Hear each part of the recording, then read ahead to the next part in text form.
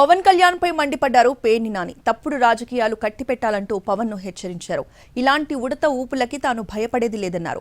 తాగుబోతుల్ని, కిరాయి రౌడీల్ని పంపారన్న పేర్ని, కులాలు మతాలు లేవన్న పవన్ ఇప్పుడు ఇలా ఎందుకు చేస్తున్నారంటూ ప్రశ్నించారు.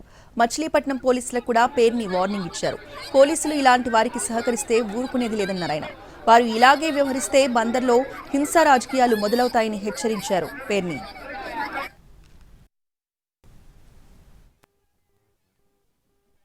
హెచ్చరిక జారీ చేస్తున్నాం. నీ ఉడత ఊపుళ్ళకి, నీ చెంచాగాళ్ళని పంపించినంత మాత్రాన పేర్ని నాని కానీ వైఎస్ఆర్ కాంగ్రెస్ పార్టీ కానీ నీ ఉడత ఊపుళ్ళకి ఊగేది లేదు, దడిచేది లేదు.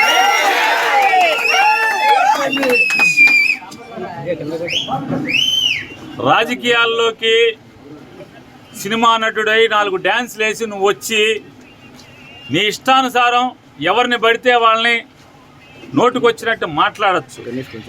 నోరుకి అదుపు లేకుండా ఏది పడితే అది మాట్లాడచ్చు. ఒక సిద్ధాంతం ఉండదు. నిన్నేమో కులం లేదంటావు, నిన్న మతం లేదంటావు, ఇవాళేమో మతాలని రెచ్చగొడతావు.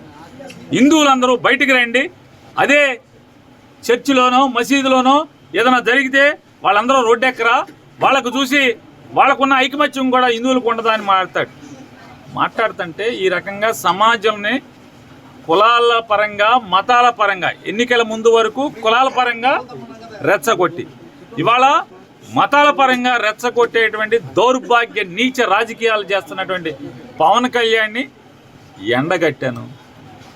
అయ్యా, గతంలో నువ్వేనా బ్యాప్టిజం తీసుకున్నావు? గతంలో నువ్వేనా బ్యాప్టిజం తీసుకున్నా అని చెప్పావు. నువ్వే కదా ఆయన, నువ్వేనా? మరి నువ్వే అయితే ఇవాళ యాషాలేంటి, డ్రామాలేంటి? అంతకుముందు యాషాలేంటి, అంతకుముందు భాష ఏంటి, అంతకుముందు డ్రామాలేంటి? ఇవాళ